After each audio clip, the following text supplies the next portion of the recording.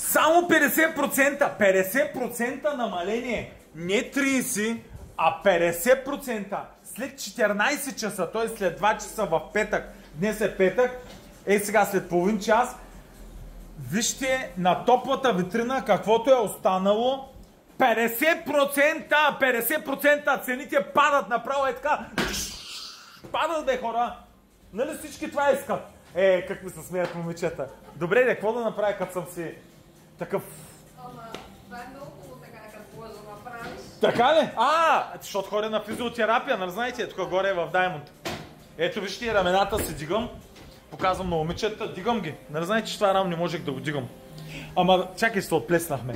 На топлата витрина, само днес, в петък, в Гозбата, 50% намаление след 2 часа.